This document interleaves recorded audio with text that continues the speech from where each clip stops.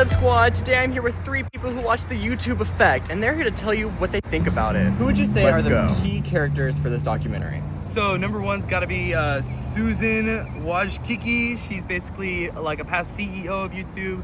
She was a huge advocate for how Google bought YouTube back in like 2011. And then she also gave us great insight on how like YouTube corporate saw the algorithm and how it like promoted hate speech and how they kind of navigated that situation. Another awesome character was Caleb Kane, kind of a victim of this like hate speech algorithm when he was looking at like self-help videos. He got sucked into alt-right like propaganda and got super sucked into it. And he was a great voice for like how people can come in with good intentions and come out with like the wrong like response or answer.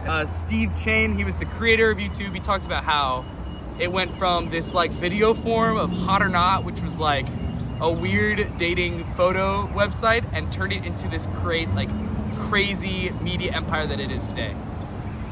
What is the main plot of the YouTube Effect? Right, so the documentary really goes into the beginning of making the actual site of YouTube and starts to talk about how it really radicalized the world, how it got to the media empire that we see today, and then the negative effects that can come out of that. We're talking bad algorithm, we're talking a lot of like kids maxing, a lot of negative stuff that kind of just YouTube really brought in, but also the good that it brought. It brought a lot of people some jobs, it got a lot of people known, and it just had this really big effect on society as we see it today. Censorship is brought up in the YouTube Effect. Would you say that you are pro-censorship or against censorship? I'm against censorship, but this is because I'm a very big advocate for the First Amendment, right? Freedom of speech. And I think YouTube does a really good job of allowing multiple different perspectives from many different people. And I think it'd be really cool to hear from someone who's pro censorship. So.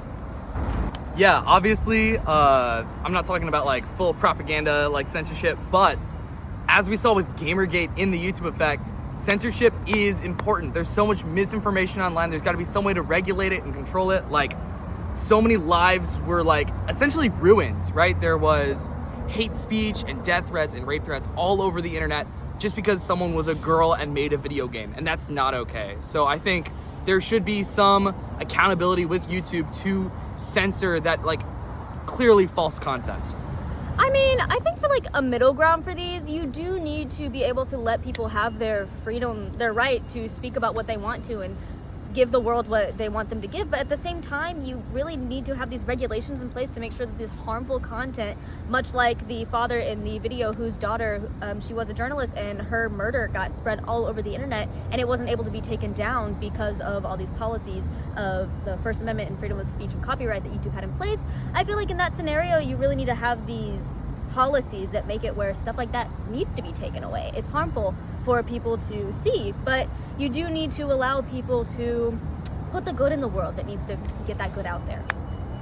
What do you think the journalism or media takeaways from the YouTube Effect are? Okay, so I think the biggest takeaway from the YouTube Effect is the different perspectives that YouTube has given on the positive side. But on the negative side, I think it's the misinformation that's on the platform with the algorithm and how it promotes like rage for people to click on certain stuff.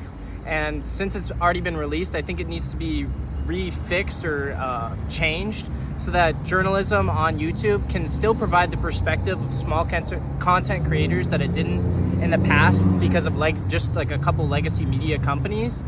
But I think if we just have it fixed or altered, I think it could bring about a lot of positive change for content users and content creators.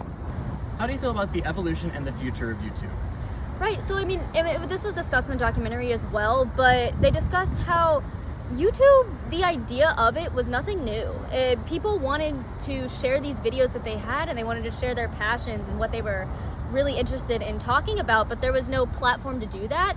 The creation of YouTube really allowed for these people to get their interests out there, get their passions out there. Some even made a career out of it.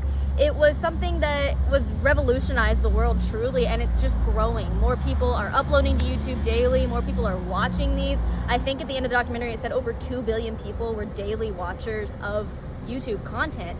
And really allowing the platform to grow past that is something that I don't think any of us can stop. I think that YouTube gives people the rite of passage to connect with people all around the world, people who have the same interests as them, maybe find new interests through it.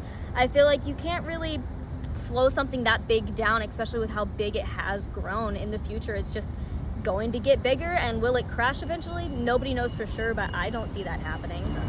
I think what she said is really good comments on YouTube, and it's kind of like in this modern age, it's kind of crazy that now we have YouTube and we couldn't see it any other way, but before that we didn't have YouTube, and it seems kind of crazy to me that no one had an opportunity to share their voice in the platform. So I think it's really good that YouTube was made for those people. Yeah, and to play devil's advocate, of course, one of the biggest downsides of YouTube is because it's become so big, a lot of small negative voices have become so much larger, right? With Gamergate, it's not a million people hating on one person. It's like 100 people who are really passionate and able to cause so much harm because of how big and influential YouTube has become. Alright squad, it seems like it's a resounding yes for the YouTube effect. Leave a like and comment down below if you think you're gonna watch the YouTube effect.